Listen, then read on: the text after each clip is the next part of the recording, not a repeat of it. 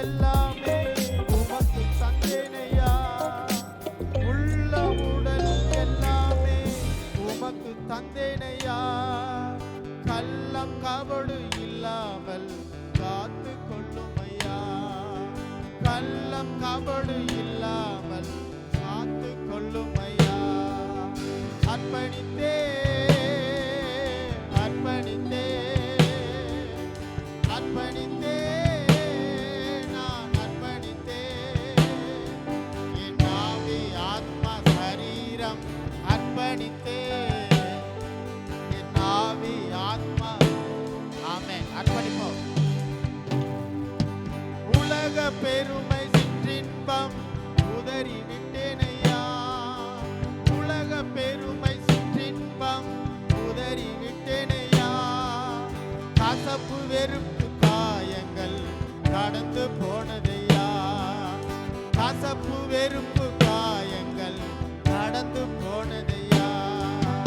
அர்ப்பணித்தேன் அர்ப்பணிப்போம் அர்ப்பணித்தேன் அர்ப்பணித்தேன் நான் அர்ப்பணித்தேன்.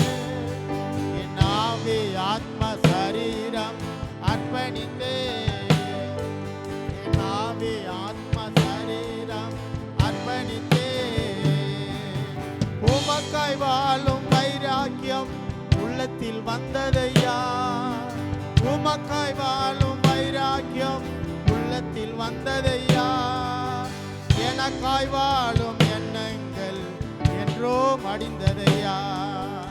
எனக்காய் வாழும் வைராக்கியம் என்றோ மடிந்ததையா. அர்ப்பணித்தேன் நான் அர்ப்பணித்தேன் அர்ப்பணித்தேன் நான் அர்ப்பணித்தேன். என் ஆவி ஆத்மா சரீரம் அர்ப்பணித்தேன். என் ஆவி ஆத்மா சரீரம். அப்பா என்னை முழுவதும் அர்ப்பணித்தேனையா. உயிரோடு இருக்கும் நாளெல்லாம் உமக்கு மாத்திரம்தான்ப்பா. எல்லாம் கடந்து போகும். எல்லா உறவுகளும் கடந்து போகும். நிலையான அன்பு உமக்கு சொந்தமையா. அப்பா என்னை முழுவதும் அர்ப்பணித்தேனையா. உயிரோடு இருக்கும் நாளெல்லாம் உமக்கு சொந்தமையா. அப்பா என்னை முழுவதும் அர்ப்பணித்தேனையா. உயிரோடு இருக்கும் நாளெல்லாம் உமக்கு சொந்தமையா. நன்றி தகப்பனே. எங்களை அர்ப்பணிக்கிறோம். எங்கள் ஆவி ஆத்மா சரீரம்.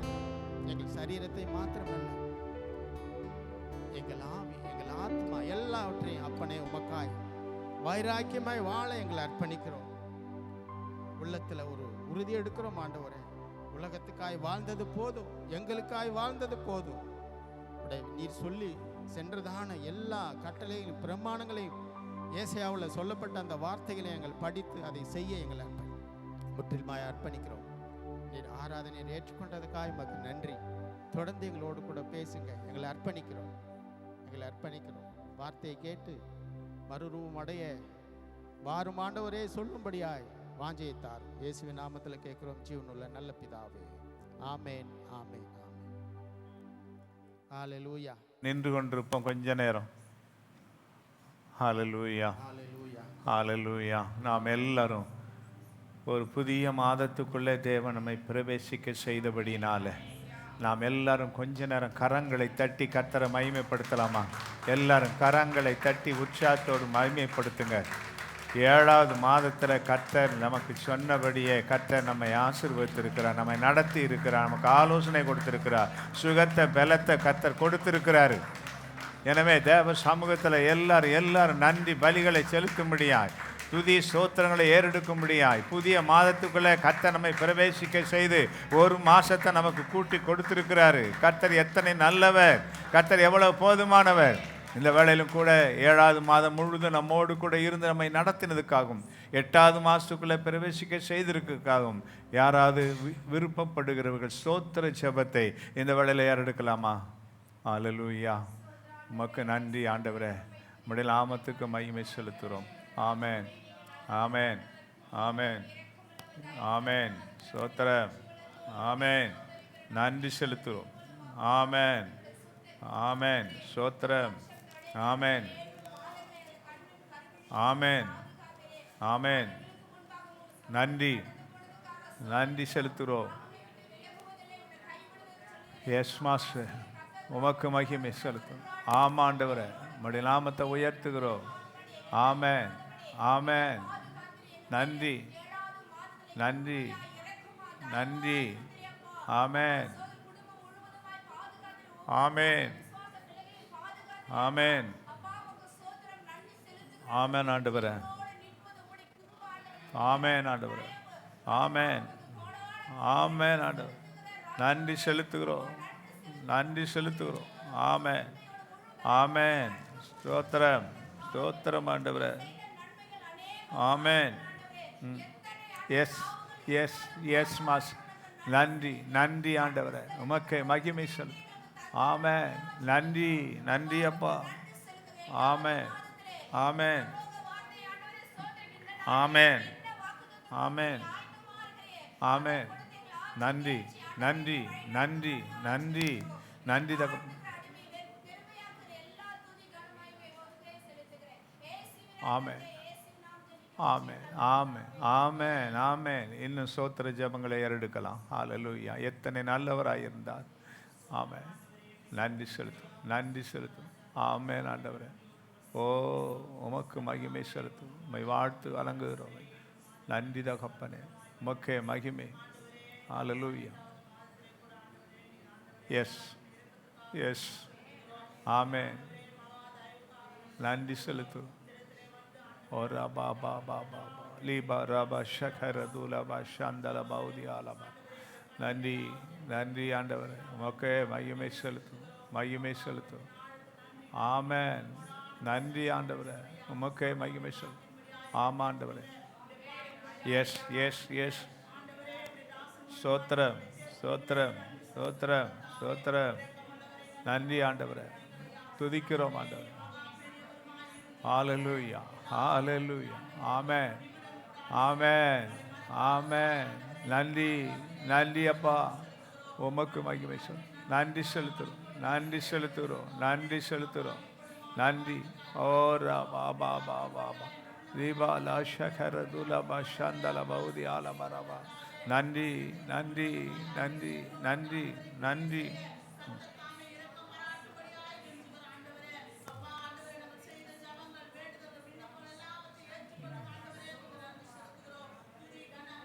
ஹல்லேலூயா.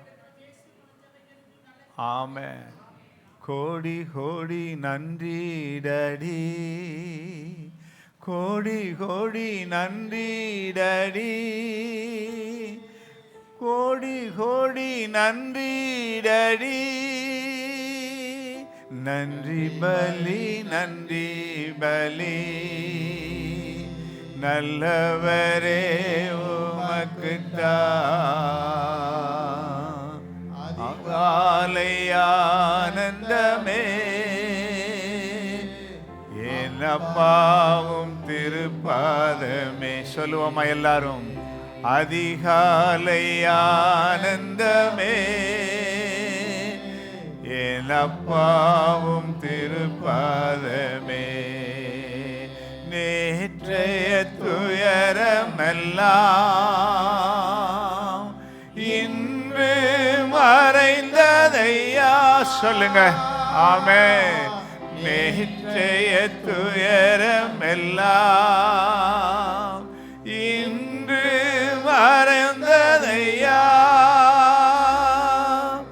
விண்ணதி பிறந்ததையா. அது நிரந்தரமானதையா.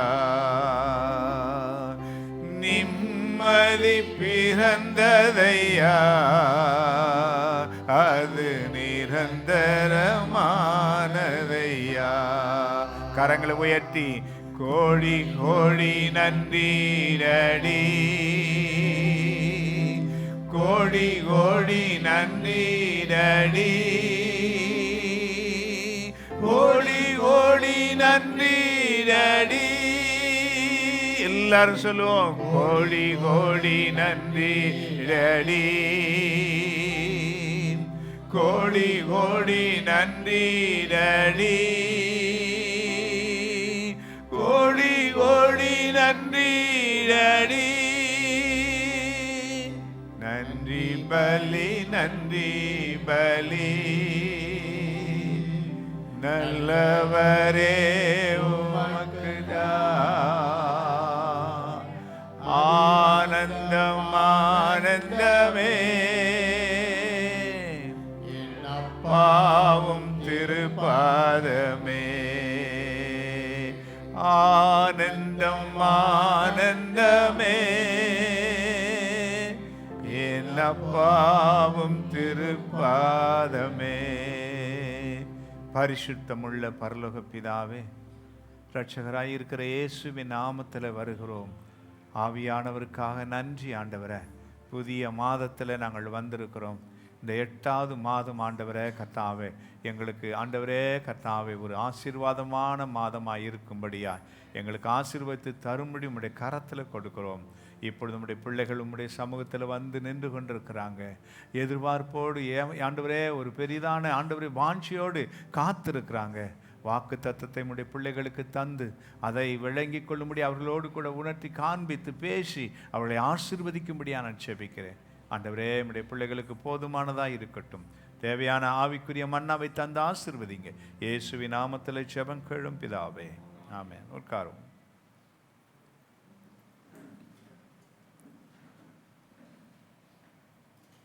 ஆகஸ்ட் மாதம் ஆண்டவர் நமக்கு கொடுத்திருக்கிற வாக்கு தத்தம் ஆதியாகம புஸ்தகம் 49ஆம் அதிகாரம் 25ஆம் வசனத்தின் முதல் பகுதியை வாசிக்கலாம். உன் தகப்பனுடைய தேவனாலே அப்படி ஆயிற்று, அவர் உனக்கு துணையாயிருப்பார். ஆமென். இந்த மாதத்தில் ஆண்டவர் நமக்கு கொடுக்கிற வாக்கு தத்தம், அவர் உனக்கு துணையாயிருப்பார். இந்த வாக்கு தத்தம்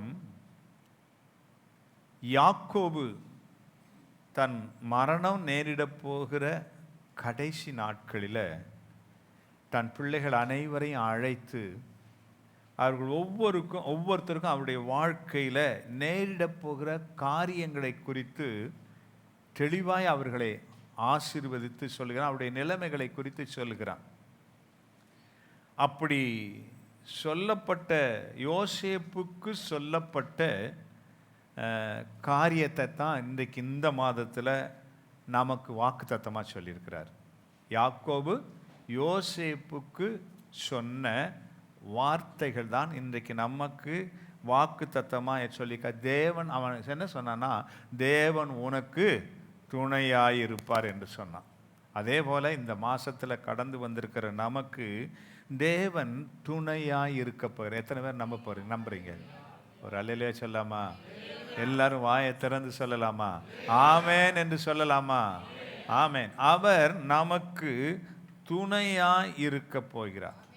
ஆனால் ஆரம்பத்தில், இந்த மாதத்தின் ஆரம்பத்திலேயே நம்மோடு கூட சொல்ல விரும்புகிற ஒரு காரியம் என்னன்னு சொன்னால், கர்த்தர் துன்மார்க்கனுக்கு துணையாக இருக்க மாட்டார்.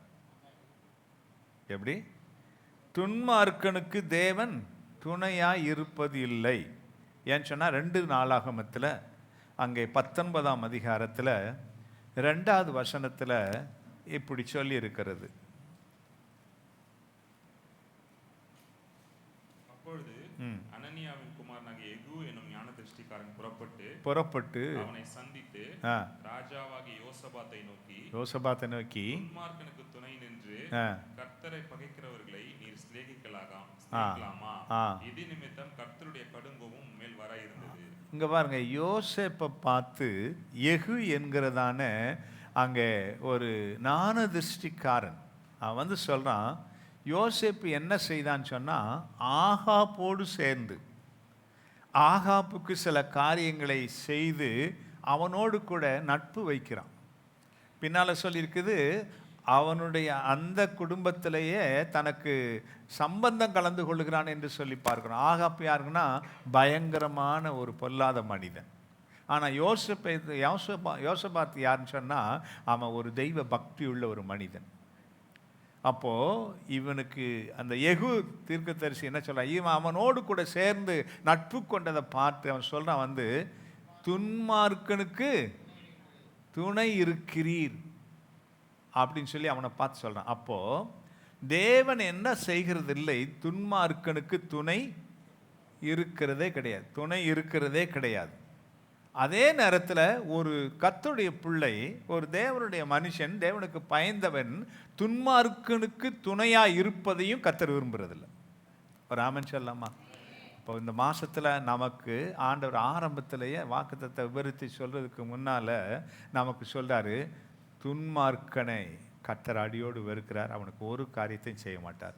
ஆனால் தேவ பிள்ளைகளாகிய நமக்கு நிறைய காரியங்களை செய்வார். ஒரு அலையிலே செல்லாமா? ஆனால் நாம் துன்மார்க்கரோடு சேர்ந்து கலந்து அவர்களோடு கூட நட்புறவு கொண்டு காரியங்களை செய்தால் அதுவே நம்மை தேவன் வெறுப்பதற்குரிய காரணங்களில் ஒன்றாய் போய்விடும். ராமன் சொல்லாமா? எனவே இன்றைக்கு அருமையான கர்த்தருடைய பிள்ளைகளை, இன்றைக்கு அப்படியான கர்த்தர் யாருக்கு துணையாக இருப்பார் அப்படின்னு சொல்லும்போது ஒரு 3 காரியங்களை சொல்ல விரும்புகிறேன். யாருக்கு துணையாக இருப்பார்னா, 2 கொரிந்தியர்லேயே அந்த 19ஆம் அதிகாரத்தில் 11வது வசனத்தை அந்த கடைசி பகுதியில் வாசிங்க, அந்த வாசிங்க எல்லாம். அங்கே 11வது வசனம், கடைசி வசனம், 2 நாளாகும் 19:11. இடமானதாயிருந்து காரியங்களை நடத்துங்கள், உத்தமனுக்கு கர்த்தர் துணை. உத்தமனுக்கு கர்த்தர் துணை. அப்போ யாருக்கு கர்த்தர் துணைனா, உத்தமமாக ஜீவிக்கிறவர்களுக்கு கர்த்தர் துணையாக இருப்பார். 2வது, இன்னொரு 115வது சங்கீதத்தை எடுத்து வாசம் சொன்னால் 10-11வது வசனங்களில் அங்கே துணை துணை துணை என்று சொல்லி இருக்கிறது. 10-11 வாசிங்க. குடும்பத்தாரை கர்த்தரை நம்புங்கள், அவரே அவர்களுக்கு துணையும் அவர்களுக்கு கேடகமுமாய் இருக்கிறார். கர்த்தருக்கு பயப்படுகிறவர்களே கர்த்தரை நம்புங்கள், அவரே அவர்களுக்கு துணையும் அவர்களுக்கு கேடகமுமாய் இருக்கிறார். தேவ ஜனத்திற்கு, தேவனால் பிரித்தெடுக்கப்பட்ட தேவனுடைய பிள்ளைகளுக்கு, அதே நேரத்தில் கர்த்தரை நம்பி அவருக்கு பயப்படுகிறவர்களுக்கு கர்த்தர் துணையாக இருப்பாராம். ஒரு அலையிலே சொல்லாமா? எனவே இப்படிப்பட்ட பிள்ளைகளுக்கு தான் தேவன் துணையாக இருக்கிறார். எனவே நாம் தேவ ஜனமாக இந்த மாதத்தில் இருக்கணும். அதே நேரத்தில் நம்முடைய அழைப்பையும் நம்ம தெரிந்து கொள்ளையும் அறிந்து கொண்டு நாம் செயல்படுகிறவர்களாக இருக்கணும். அது மாத்திரமல்ல, கர்த்தரை எப்பொழுதும் நம்பி அவருக்கு பயந்து ஜீவிக்கிறவர்களாக இருக்கணும். அப்படின்னா கர்த்தர் சொன்ன இந்த வாக்கு தத்தத்தின்படியே கர்த்தர் நமக்கு துணையாக இருப்பார். அல்லேலூயா. இன்றைக்கி அருமையான கர்த்தருடைய பிள்ளைகளை, அப்படியானா இன்றைக்கி ஆண்டவர் சில தேவனுடைய பிள்ளைகளுக்கு துணையாக இருந்த காரியத்தை சொல்கிறேன். அதை வச்சு நம்மோடு கூட இந்த காலை வேளையில் புதிய மாதத்தில் கர்த்தர் நம்ம பேச போகிறாரு. முதலாவது, இங்கே சொல்லப்பட்ட அந்த வேத பகுதியின்படி யோசேப்புக்கு தேவன் துணையாக இருந்தார். ஆமென். தேவனுடைய துணை யோசேப்புக்கு இருந்தபடியினால அவன் வாழ்க்கையில் கடந்து வந்த சூழ்நிலைகளில் அவனுக்கு என்னென்ன நடந்தது கொஞ்சம் யோசிச்சு பாருங்க.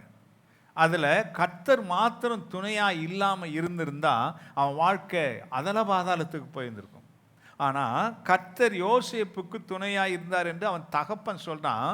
அங்கே கடந்து வந்த பாதைகளை யோசிச்சு பார்க்கணும். சகோதரர்கள் மூலமாக யோசேப்புக்கு வந்த துயர சம்பவங்கள் எத்தனை நீங்கள் யோசிச்சு பாருங்கள். ஒவ்வொன்றா விவரிக்கிறதுக்கு எனக்கு நேரம் இல்லை.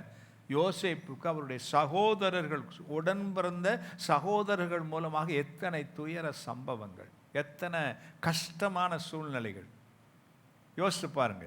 நம்ம எல்லாம் வேதத்தை படிச்சிருக்கிறோம். அவனுக்கு எவ்வளவாய் அவர்கள் நெருக்கடியை கொடுத்தாங்க. நெருக்கடி கொடுத்தாங்களா? நிறைய காரியங்களை, கூடுமான அளவுக்கு அவனை சாகடிச்சிடலாம். ஏன்னா அவனுக்கு தகப்பனுடைய துணை ஒரு பக்கம் இருந்தது, அதுவே அவர்கள் பகைக்கிறதுக்கு ஒரு காரணம். 2வது, அவன் கண்ட சொப்பனங்கள், காரியங்கள் இதெல்லாம் சொல்லி அவனுக்கு வாழ்க்கையில் நடக்க போகிறத சொன்னதை வச்சு இன்னும் அவர்களுக்கு பொறாமை. அதனால் அவனை ஒரு வழியாக ஆக்கிடலான்னு சொல்லி எத்தனையோ காரியங்களை செய்கிறாங்க.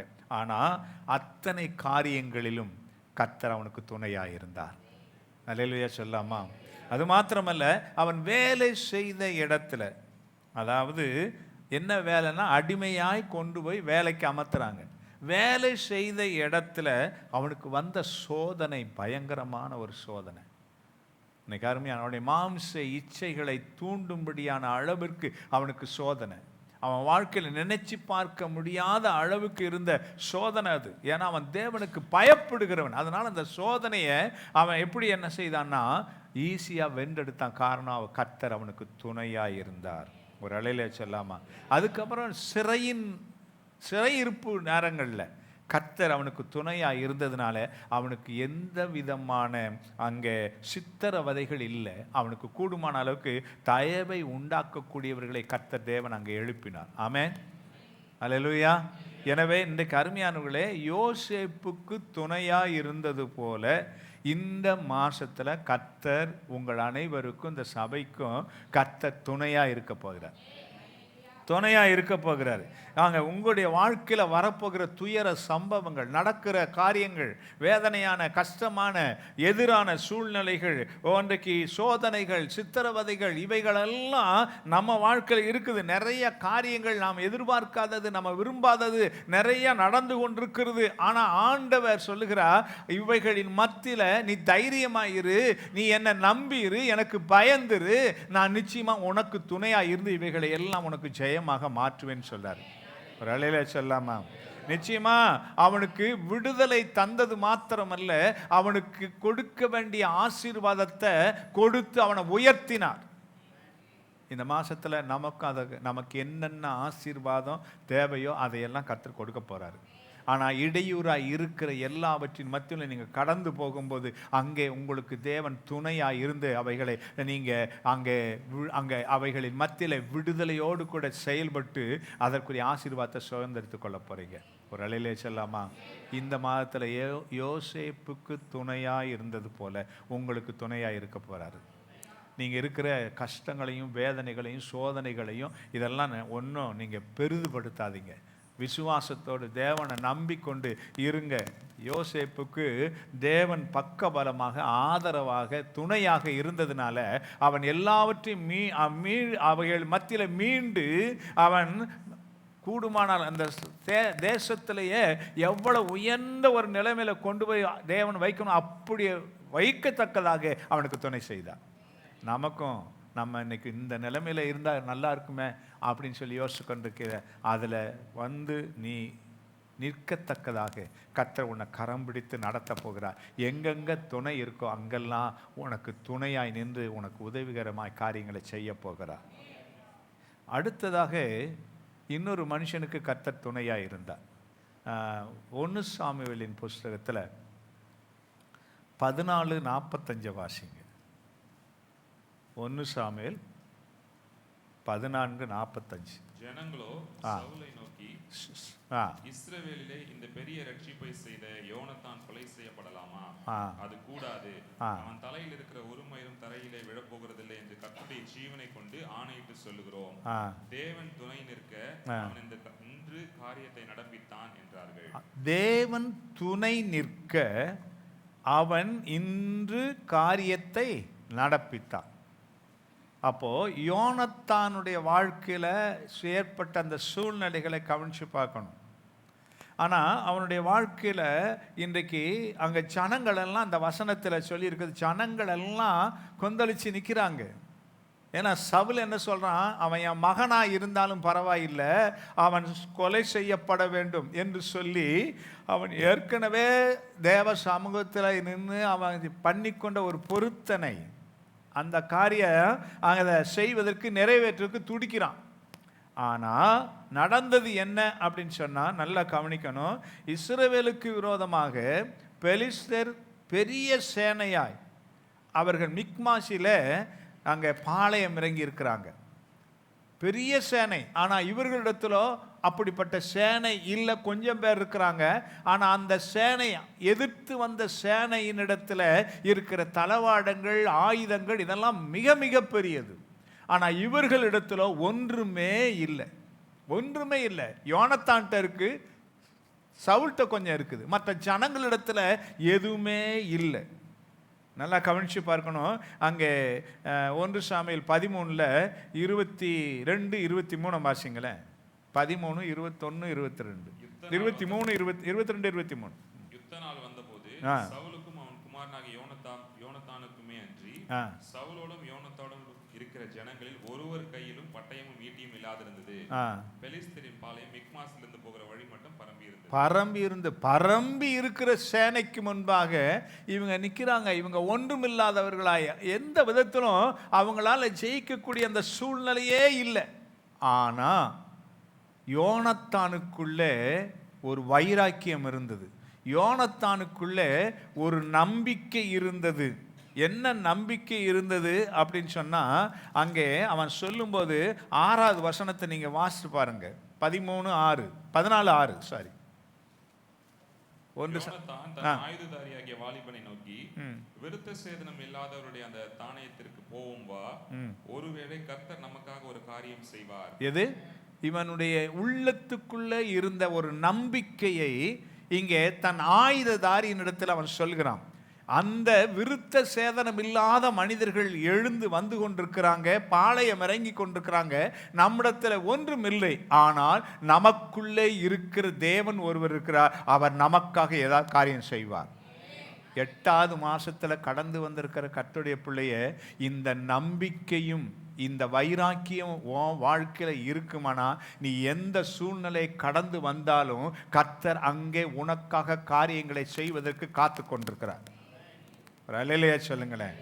இன்றைக்கு அருமையான தேவன் பேரில் அசையாத நம்பிக்கை, நமக்காக ஒரு காரியத்தை கர்த்தர் செய்வார்.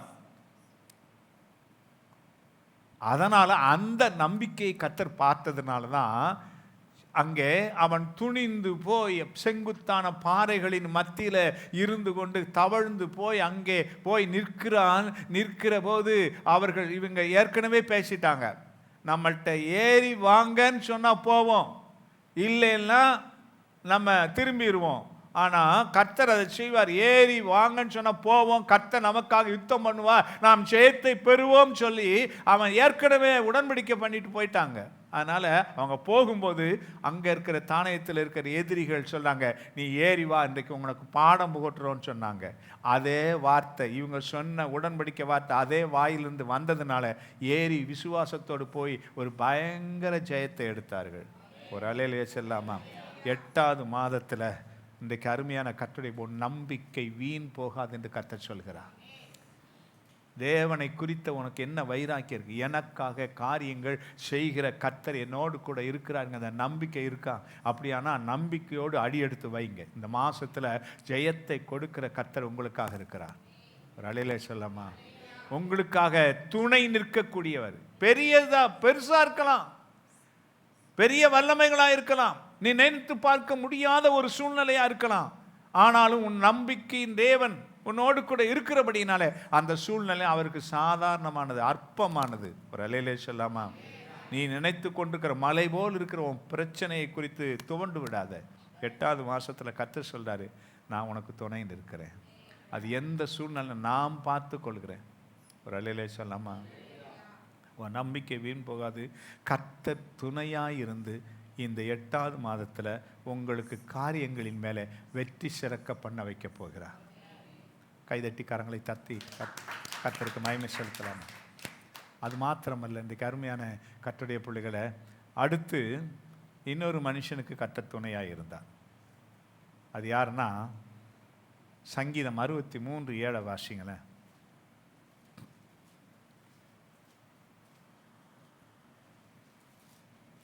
நீர் எனக்கு துணையா இருந்ததினால் உமது செட்டைகளின் நிழலிலே கழி கூறுகிறேன். பாரு, தாவீது சொல்லுகிறார், நீர் எனக்கு துணையா இருந்ததினால் உன்னுடைய நிழலிலே களி கூறுகிறேன். அவன் இப்ப சந்தோஷத்தோடு அவன் சொல்லுகிறான், ஆண்டவரே என்னுடைய சூழ்நிலைகள் என்னுடைய சூழ்நிலைகளின் மத்தியில நீர் எனக்கு துணையாய் இருந்ததினால இப்போ நான் உம்முடைய மறைவுக்குள்ள இருக்கிறேன். நான் இப்போ சந்தோஷப்பட்டுக்கிட்டு இருக்கிறேன். ஏன்னு சொன்னா என் சூழ்நிலைகள் எதுவாய் இருந்தாலும் எனக்கு நீங்க துணையாய் இருந்ததினால அவைகளை நான் மேற்கொண்டேன். எப்போது தாவீதுக்கு தேவன் துணையாய் இருந்தார்னு சொன்னா 40வது சங்கீதம் 12வது வசனத்தை வாசிங்களேன். 40வது சங்கீதம் 12. எண்ணிக்கை கடங்காத தீமைகள் என்னை சூழ்ந்து கொண்டது. எண்ணிக்கை கடங்காத தீமைகள், என் அக்கிரமங்கள் என்னை தொடர்ந்து பிடித்தது. ஆமா பாருங்க, இன்றைக்கு அவனுக்கு இருந்தது எண்ணிக்கை கடங்காத தீமைகள். நினைச்சு பார்க்க முடியல, என்ன முடியல, அத்தனை தீமைகள் அவனுக்கு விரோதமாக இருந்தது. அடுத்து சொல்லி இருக்கிறாரு 46வது சங்கீதத்தில் 1வது வசனத்தை வாசித்து பாருங்க. தேவன் நமக்கு அடைக்கலமும் பலனும் ஆபத்து காலத்தின் அனுகூலமான துணையுமானவர். ஆபத்து காலம், ஏன்னா அவன் வாழ்க்கையில இருந்ததை அறிக்கையிட்டு சொல்றான். இன்னைக்கு நமக்கு அடைக்கலமும் பலனும் ஆபத்து காலத்துல அனுகூலமான துணையா இருந்தான். தாவீதுனுடைய ஆபத்து காலங்கள் ஏராளமானது, நேரம் இல்லை சொல்றதுக்கு. இன்றைக்கு அருமையானவர்களே, ஆபத்து காலத்தில் கர்த்தர் அவனுக்கு துணையாக இருந்தார். அது மாத்திரமல்ல, இன்னொரு காரியத்தை சொல்றாரு, அதை பாருங்க, நினைச்சு பாருங்க. 94வது சங்கீதத்தில் 17, 18, 19. முதல்ல 18, 19 வாசிங்க. என் கால் சறுக்குகிறது என்று நான் சொல்லும்போது கர்த்தாவே உமது கிருபை என்னை தாங்குகிறது. என் உள்ளத்தில் விசாரங்கள் பெருகுகையில் ஆறுதல்கள் என் ஆத்துமாவை தேற்றுகிறது. உள்ளத்தில் விசாரங்கள். இரண்டாவது, கால்கள் சறுக்கின சூழ்நிலைகள். இப்ப 17வது வசனத்தை வாசிங்களேன். கர்த்தர் எனக்கு துணையா இராவிட்டால் என் ஆத்துமா சீக்கிரமாய் மௌனத்தில் வாசம் பண்ணியிருக்கும். அப்ப பாருங்க, எனக்கு கர்த்தர் துணையா இராவிட்டால் இந்த சூழ்நிலைகள் அத்தனையின் மத்தியிலும் நான் வீழ்ந்து போயிருப்பேன், நான் ஒன்றுமில்லாமல் போயிருப்பேன். 8வது மாதத்தில் கடந்து வந்திருக்கிற கர்த்தருடைய பிள்ளைய, உனக்கு ஒருவேளை ஏராளமான தீமைகள் உன்னை தொடர்ந்து கொண்டிருக்கலாம். தீமைக்கான காரியங்கள் உன் வாழ்க்கையில கடந்து வந்திருக்கலாம், நடந்திருக்கலாம். ஆனா இன்றைக்கு அதுபோல உன் வாழ்க்கையில் ஆபத்தான சூழ்நிலைகளை நீ கடந்து வந்திருக்கலாம்.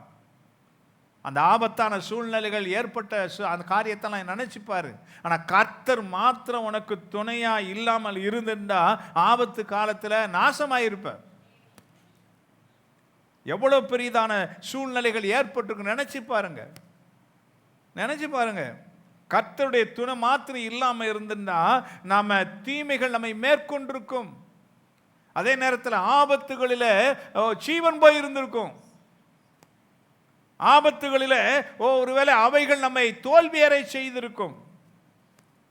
அதே நேரத்தில் ஏராளமான பாரம், உணர்ச்சிகள், அதாவது உள்ளத்தில் விசாரங்கள் பெருகுதான்.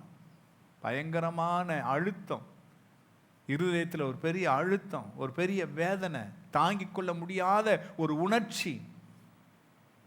இன்னைக்கு அப்படித்தானே நாம இருந்திருக்கோம். இந்த 8வது மாசத்துல கடந்து வந்திருக்கோம்.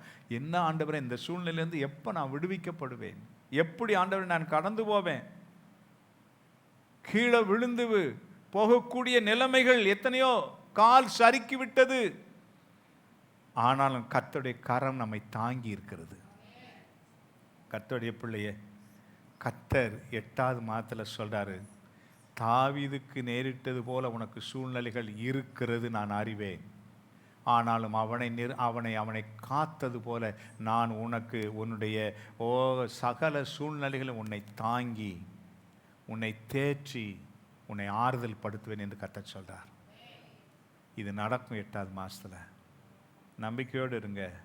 நீங்க நம்பி விசுவாசிக்கிற ஆண்டவர் உங்க பக்கத்திலேயே இருந்து நீங்க விழாதபடிக்கு தாங்கிக் கொள்வார். என் நீதியின் வலது கரத்தினாலே உன்னை தாங்குவேன். எப்பொழுதும் அவருடைய கரம் நமக்காக கிரியை செய்வதற்கு ஆயத்தமா இருக்குது, ஆயத்தமா இருக்குது. இந்த கருமையான கட்டளை துவண்டு போய் இருக்கிற இருதயத்தை, சோர்ந்து போய் இருக்கிறதான சூழ்நிலைகளை இன்றைக்கு கர்த்தர் உன் இருதயத்தை தேற்றி உன்னை தைரியப்படுத்த அவர் உண்மையுள்ளவராய் இருக்கிறார்.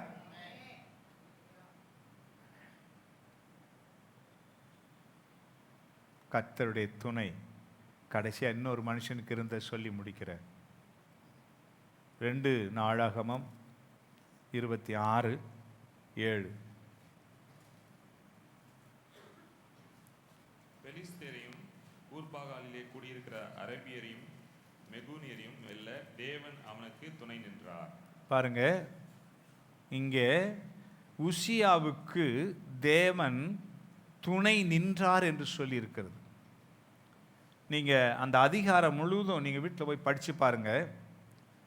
அவனுக்கு கர்த்தர் துணை நின்று என்ன காரியத்தை செஞ்சாரு அப்படின்னா, அவனுடைய காரியங்கள் எல்லாவற்றையும் வாய்க்க செய்தார்னு சொல்லி 5வது வசனத்தில் இருக்குது. 6வது வசனத்தில் அவனுக்கு வாய்க்க பண்ணினதுனால நிறைய காரியங்களை கட்டி எழுப்பினான். அதாவது பட்டணங்களை கட்டினான் என்று சொல்லப்பட்டிருக்கிறது. 7வது வசனத்தில் அவனுக்கு எதிராக வந்த யுத்தங்களில் அவனை வெற்றி சிறக்க பண்ணினார் என்று சொல்லியிருக்கிறது. எத்தனையோ பேர் வந்தாங்க. அத்தனை பேர்களின் மத்தியிலையும் இவன் யுத்தத்தை செய்யும்படியாக கர்த்தர் அவனுக்கு கூட இருந்து அவனை யுத்தத்தில் வெற்றி கிடைக்க செய்தார். அந்த ஜனங்களை எல்லாம் தோற்கடிக்க ஆண்டவர் இவனுக்கு துணையாய் நின்றார். அது மாத்திர 26 அங்கே 8, 15 வசனங்களை நீங்கள் மாஸ்டர் பார்க்கும்போது அவனுடைய கீர்த்தி பெருகி கொண்டே இருந்தது. உசியாவுக்கு செய்தது போல 8வது மாதத்தில் கர்த்தர் உங்களுக்கு செய்ய போகிறார். துணையாய் இருந்து நீங்கள் செய்கிற காரியங்கள் எல்லாவற்றையும் வாய்க்க செய்ய போகிறார். ஒரு ஆமென் சொல்லாமா? உசியாவுக்கு செய்தது போல. அவன் ஆரம்ப காலத்தில் உசியா அந்த தகப்பனுடைய வழிமுறைகளிலேயே நடந்து வந்து தேவனுக்கு பிரியமாய் இருந்தான். தேவனை தேடினான் என்று சொல்லப்பட்டிருக்குது. இந்த மாசத்துல தேவனை தேட தேட தேட தேட உங்க வாழ்க்கையில உங்களுடைய கையின் பிரயாசங்கள் எல்லாம் ஜெயமாய் மாறிக்கொண்டே இருக்கும். நம்ம தேவனை தேடாத மற்ற காரியங்களை தேட ஆரம்பிச்சிடும். தேவனை தேடுறதை நிறுத்தி விடுகிறோம். ஆனா 8வது மாதத்துல உசியா தேவனை தேடிய மனதா இருந்தது போல நாம் தேடுவோமானால் காரியங்கள் வாய்க்க பெறும். என்னென்ன கட்டணுமோ அதெல்லாம் கட்டும்படியாக கர்த்தர் கிருபை செய்வார். உன் குடும்பம், உன் பிள்ளைகள் கட்டப்படுறதுக்கா, அதுக்கு உனக்கு வீடு கட்டப்படுவதுக்கா, அல்லது உன்னுடைய வாழ்க்கையில் எது நீ கட்டணும்னு நினைக்கிறியோ அத்தனையும் கர்த்தர் கட்டும்படியாய் கர்த்தர் அப்படிப்பட்டதான ஒரு பெரிய காரியத்தை அவர் எவ்வளவு பெரிய தேவையா இருந்தாலும் சரி அதை செய்வார். உனக்கு எதிராக இன்றைக்கு எழும்பி நிற்கிறதான சனங்களை நீ வெற்றி கொள்ளத்தக்கதாக, நீ மேற்கொள்ளத்தக்கதாக கர்த்தருடைய வல்லமை உனக்கு கூட இருந்து கிரியை செய்யும். ஆமென். உன்னுடைய கீர்த்தி பெருகும். யோசபாத்துக்கு துணையாயிருந்து, யோனத்தானுக்கு துணையாயிருந்து, தாவீதுக்கு துணையாயிருந்து, உசியாவுக்கு துணையாயிருந்து செயல்பட்ட அதே ஆண்டவர் இன்றைக்கு 8வது மாதத்தில் உங்களுக்கு துணையாக இருந்து உங்களுக்கு துயரங்கள், சோதனைகள், சித்திரவதைகள் இவைகள் மத்தியில உங்களுக்கு விடுதலை கொடுத்து உங்களை ஆசீர்வதிக்க போகிறார். அது மாத்திரம் உன் காரியம் எதுவாக இருந்தாலும் சரி, கர்த்தர் யோனத்தானுக்கு செய்தது போல அவன் நம்பிக்கை ஒரு நாள் வீண் போகாதபடிக்கு நீ நம்பி இருக்கிற உனக்கு கர்த்தர் காரியங்களை வாய்க்க பண்ண போகிறார், காரியங்களை செய்ய போகிறார். உனக்கு என்ன காரியம் வேணுமோ அந்த காரியத்தை கர்த்தர் நிறைவேற்றி கொடுக்க போகிறார். கர்த்தர் துணையா இந்த காரியத்தை வெற்றி சிறக்க பண்ண போகிறார். தாவீதுக்கு செய்தது போல கர்த்தர் உன்னை தாங்கி தேற்றி ஆறுதல் படுத்தி உனக்காக வைராக்கியமாய் கிரியை செய்ய போகிறார். உசியாவுக்கு செய்தது போல எல்லாவற்றிலும் உனக்கு அனுகூலத்தை கர்த்தர் உண்டாக்க போகிறார். 8வது மாதத்தில் இந்த காரியம் நடக்கும். நீங்கள் மாத்திரம் தேவனை சார்ந்திருங்க, தேவனை நம்பி இருங்க, தேவனுக்கு பயந்துருங்க, தேவனுடைய ஜனமாக இருங்க. உங்களுடைய அழைப்பையும் தெரிந்து கொள்வதையும் உறுதிப்படுத்தி கொண்டு வாழுங்க. கர்த்தர் துணையாக இருப்பார். கண்களை மூடலாமா? கர்த்தாவே நீர் எனக்கு போதும், கரம் பிடித்து வழி நடத்தும் தேவன். கர்த்தாவே நீர் எனக்கு போதும், கரம் பிடித்து வழி நடத்தும் தேவன். கைவிட மாட்டீ, கைவிட மாட்டீ, ஒரு நாளும் கைவிட மாட்டீ. அல்லேலூயா. கைவிட மாட்டீ, கைவிட மாட்டீ, ஒரு நாளும் கைவிட மாட்டீ. பரிசுத்தமுள்ள பரலோக பிதாவே, ஆண்டவர் இரட்சகருமாய் இருக்கிற இயேசுவின் நாமத்தில் வருகிறோம்ப்பா. ஆவியானவர், எங்களை சத்தியத்துக்குள்ளே நடத்துகிற ஆவியானவர், இந்த காலை வேளையில் உம்முடைய வாக்கு தத்தத்தை எங்களுக்கு நீங்கள் ஆண்டவரே கர்த்தாவே, ஆண்டவரே புரிந்து கொள்ளும்படியா, விளங்கி கொள்ளும்படியா, நம்பி விசுவாசிக்கும்படியா அதனுடைய ஆவிக்குரிய சத்தியங்களை வெளிப்படுத்தி தந்ததுக்காக நன்றி செலுத்துகிறோம். எங்கள் சபைக்கு கொடுத்த அந்த வாக்கு தத்தத்தின்படி ஆண்டவரே இந்த மாதம் முழுவதும் ஆண்டவரே உம்முடைய பிள்ளைகளை கைவிட்டுடாதபடிக்கு உம்முடைய பிள்ளைகளுக்கு துணையாய் நின்று காரியங்களை ஆண்டவரே ஜெயமாய் மாற்றி கொடுக்க போறதுக்காக ஸ்தோத்திரம். எல்லா நிந்தைகள், அவமானங்கள், பாரங்கள், ஆண்டவரே கஷ்டங்கள், சோதனைகள், இவைகள் எல்லாவற்றின் மத்தியிலும் கர்த்தர் நீங்க துணையாய் இருந்து பிள்ளைகளை ஆண்டவரே கர்த்தாவே ஆசீர்வாதமாய் நடத்த போவதற்காக நன்றி செலுத்துகிறோம். ஆண்டவரே ஒரு பெரிய அனுகூலத்தை உம்முடைய பிள்ளைகளுக்கு நீங்க கட்டளையிட போறதுக்காக நன்றி செலுத்தி உம்முடைய நாமத்தை மகிமைப்படுத்துகிறோம். ஆண்டவரே சபை விசுவாசியுடைய ஒவ்வொரு குடும்பங்களிலும் இருக்கிற எல்லா பிரச்சனைகளும், ஆண்டவரே எல்லா விதமான சோதனைகளும், ஆண்டவரே எல்லா விதமான எதிர்பார்ப்புகளும் கர்த்தர் ஆண்டவரே கர்த்தாவே இவைகளெல்லாம் நீக்கி போட்டு எதிர்பார்ப்புகளை சந்திக்க போறதுக்காய் ஸ்தோத்திரம். ஆசீர்வாதத்தை, தேவையான ஆசீர்வாதங்களை சம்பூர்ணமாய் கொடுக்க போறதுக்காய் நன்றி செலுத்துகிறோம். தொடர்ந்து உம்முடைய கிருபை கூட இருக்கட்டும்ப்பா. ஆண்டவரே இன்றைக்கு உம்முடைய சமூகத்தில் வந்து காத்திருந்த நம்முடைய பிள்ளைகளை ஆண்டவர் ஒவ்வொருத்தரையும் பெயர் சொல்லி ஆசீர்வதித்து அவர்களை இன்றைக்கு ஆண்டவரே நான் உனக்கு துணையாயிருக்கிறேன், பயப்படாதே, கலங்காதே என்று சொல்லி தைரியப்படுத்தி அனுப்புவதற்காக நன்றி செலுத்தி உம்முடைய நாமத்தை நாங்கள் மகிமைப்படுத்துகிறோம். உம்முடைய கிருபை போதுமானதாக இருக்கட்டும். துதிகன மகிமையெல்லாம் நீங்கள் எடுத்துக்கொள்ளுங்க. இயேசு கிறிஸ்துவின் நல்ல நாமத்தில் ஜெபத்தை எடுக்கிறோம் எங்கள் ஜீவனுள்ள நல்ல பிதாவே, ஆமென். ஆண்டவராய் இயேசு கிறிஸ்துவினுடைய கிருபையும் பிதாவாகிய தேவனுடைய அன்பும் பரிசுத்த ஆவியானுடைய ஐக்கியமும் சமாதானம் வழி நடத்தணும் நம்மோடும் சகல பரிசுத்தவான்களோடும் ஆண்டவராய் இயேசு கிறிஸ்துவின் திவ்ய வருகை மட்டும் இருப்பதாக, ஆமென். என் ஆத்துமாவே கர்த்தரை ஸ்தோத்திரி, என் முழு உள்ளமே பரிசுத்த நாமத்தை ஸ்தோத்திரி. என் ஆத்துமாவே கர்த்தரை ஸ்தோத்திரி, கர்த்தர் செய்த சகல உபகாரங்களையும் மறவாதே. ஆமென், ஆமென். கர்த்தர் உங்களை ஆசீர்வதித்திருக்கிறார். சமாதானத்தோடு போய் வாருங்கள். ஆமென்.